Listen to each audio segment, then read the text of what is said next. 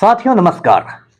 पटना बिहार से मैं Amitabh Kumar Das, IPS 94 batch, और आप देख रहे हैं मेरा अपना यूट्यूब चैनल दास बोले बिंदास। इस चैनल में मैं आपको अपनी जिंदगी के निजी संस्मरण भी सुनाता हूं, अपनी जिंदगी के अनुभव, अपने तजुर्बे आपके साथ साझा करता हूं। आज मैं आपको एक दिलचस्प बात बताऊंगा कि कैसे कुछ समय तक मैंने एक अखबार के लिए रिपोर्टर का काम किया था। ये बात है सन 1987 या 88 की। उस समय मैं दरभंगा में कॉलेज में पढ़ा करता था और पढ़ने लिखने में मैं शुरू से तेज था। उसी समय पटना से नव भारत टाइम्स का पटना संस्करण शुरू हुआ था। नव भारत टाइम्स आप जानते हैं, टाइम्स ऑफ इंडिया ग्रुप का एक बहुत बड़ा हिंदी अखबार है और इसके कई संस्करण अलग अलग शहरों से पहले से छपते थे। तो सन 87-88 में नव भारत टाइम्स ने, जिसे संक्षेप में नभाटा कहते थे, उसने अपना पटना संस्करण लॉन्च किया। तो एक दिन मैंने अखबारों में देखा कि नव भारत टाइम्स को स्ट्रिंगर की आवश्यकता है। अब आप पूछेंगे कि ये स्ट्रिंगर क्या होता है। तो स्ट्रिंगर वैसे व्यक्ति को कहते हैं जो अखबार के लिए नौकरी तो नहीं करता है, लेकिन अखबार के लिए शौकिया रिपोर्टिंग करता है और इसको महीने में बंधा बंधाया वेतन नहीं मिलता है, बल्कि जितनी इसकी खबरें छपती है कॉलम के मुताबिक उसको पेमेंट किया जाता है। इसको आप आंशिक संवाददाता कह सकते हैं या शौकिया संवाददाता कह सकते हैं, इंग्लिश में से स्ट्रिंगर कहते हैं। तो मुझे अखबारों की दुनिया बड़ी रोचक लगती थी। मैंने सोचा कि मुझे इसमें जाना चाहिए, कुछ नए अनुभव मिलेंगे मुझे। तो मैंने अप्लाई किया और इंटरव्यू कॉल भी आ गया। अब इंटरव्यू कहाँ था? इंटरव्यू था मुजफ्फरपुर में। एक मार्केट है मोती झील। मोती झील में कोई है भगवान बाबू की साइकिल की दुकान, और उस भगवान बाबू की साइकिल के दुकान के नजदीक में नभाटा का कार्यालय था, मुजफ्फरपुर कार्यालय। वहीं पर मुझे इंटरव्यू के लिए बुलाया गया। जब मैं इंटरव्यू के लिए पहुंचा तो वहां बड़ी भीड़ भाड़ थी, एकदम मेला जैसा माहौल था। खैर, मैंने अपनी बारी का इंतजार किया। हमें कुछ लिखने के लिए भी दिया गया और उसके बाद इंटरव्यू के लिए बुलाया गया। इंटरव्यू लेने वाले थे दीनानाथ मिश्र, जो उस समय नव भारत टाइम्स के पटना संस्करण के स्थानीय संपादक थे, जिसे इंग्लिश में रेजिडेंट एडिटर कहते हैं, संक्षेप में आरई कहते हैं। वे आगे चलकर राज्यसभा के एमपी भी बने। उन्होंने मेरा इंटरव्यू लिया।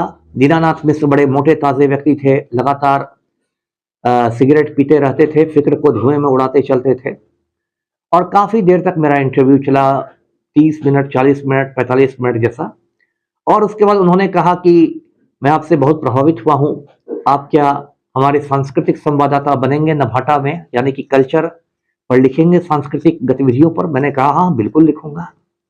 तो वहां से मुझे एक अपॉइंटमेंट लेटर सा हाथों हाथ मिल गया कि मैं मिथिला से नव भारत टाइम्स का सांस्कृतिक संवाददाता रहूंगा। उसके बाद क्या हुआ कि कुछ समय बाद, 10 दिन बाद या 15 दिन बाद, फिर पटना में ही एक सारे जो इस तरह के संवाददाता बने थे उनका सम्मेलन बुलाया गया और उसमें नभाटा के नव भारत टाइम्स के जो मुख्य संपादक थे, चीफ एडिटर थे राजेंद्र माथुर, वो आए थे। राजेंद्र माथुर की गिनती बहुत यशस्वी पत्रकारों में, यशस्वी संपादकों में की जाती है। आजकल तो ज्यादा संपादक अखबारों के लिए विज्ञापन लेने के जुगाड़ में रहते थे, लेकिन ये वो अलग दौर था जबकि मैं बात कर रहा हूं। और बहुत साहसी व्यक्ति थे राजेंद्र माथुर। उन्होंने हम लोग को संबोधित किया, बहुत सारी अच्छी अच्छी बातें बताई। ऐसे भी राजेंद्र माथुर को नजदीक से देखना, उनकी बातें सुनना एक बहुत अच्छा अनुभव था। मैं अखबारों में उनके आलेख पढ़ता रहता था। उस दिन हम लोग को फोल्डर भी मिला।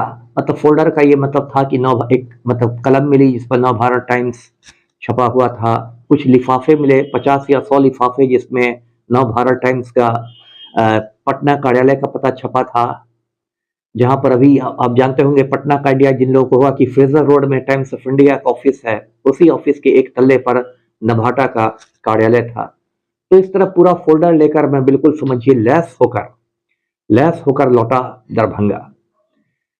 इस अखबार में लिखने के मेरे अनुभव बड़े रोचक रहे, क्योंकि मुझे सांस्कृतिक से संबंधित चीजों पर लिखना था, सांस्कृतिक गतिविधियों पर। तो मैं कला प्रदर्शनियों में जाने लगा, कलाकारों से मिलने लगा, नए नए मुझे अनुभव होने लगे। मुझे आज भी याद है कि वहां पर एक दरभंगा में है ब्रह्मानंद कला महाविद्यालय, आर्ट कॉलेज है, वहाँ श्रीमती गोदावरी दत्त आई हुई थी, जिन्हें पद्मश्री मिला था, मधुबनी पेंटिंग का बहुत बड़ा नाम है। तो मैंने उनका पूरा इंटरव्यू लिया, उनका साक्षात्कार किया और अपनी डायरी में मैंने उनसे ऑटोग्राफ मांगा, तो उन्होंने ऑटोग्राफ के बदले एक पूरी तस्वीर मुझे बनाकर दे दी। एक मधुबनी पेंटिंग में एक महिला को उन्होंने बना के दे दिया। वो डायरी अभी भी मेरे पास मेरे दरभंगा वाले मकान में सुरक्षित है। इसी तरह मैंने एक बार वहाँ प्रगतिशील लेखक सम्मेलन हुआ था दरभंगा टाउन हॉल में, उसको भी कवर किया।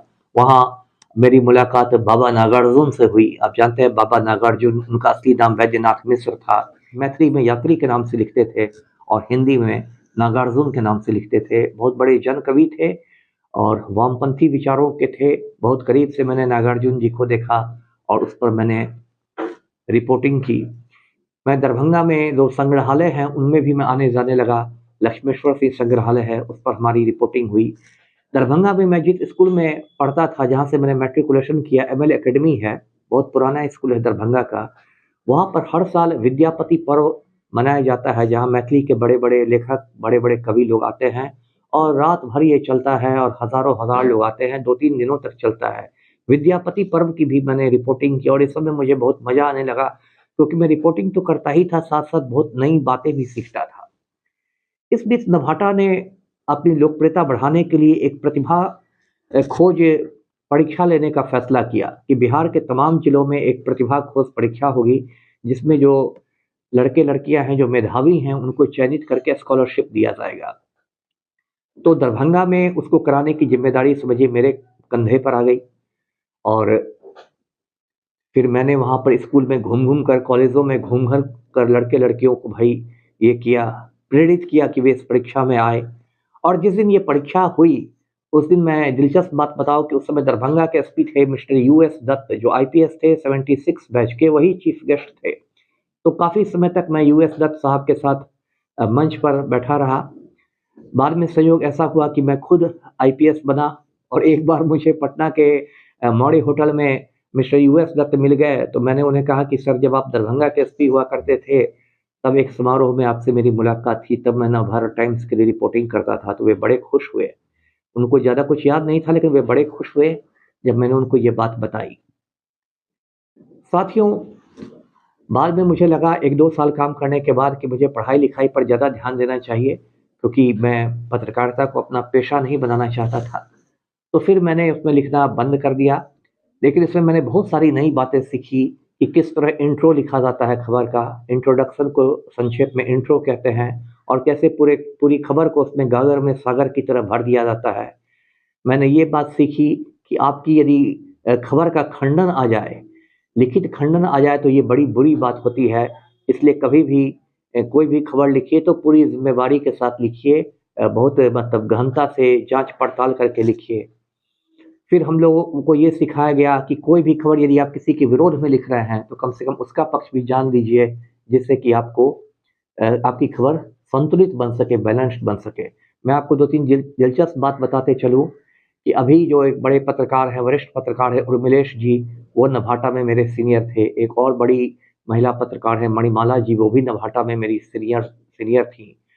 तो इस तरह के बहुत सारे लोग थे। तो ये था मेरा एक अखबार में रिपोर्टिंग का अनुभव। आप इसे शेयर करें, लाइक करें और इस चैनल को सब्सक्राइब करें।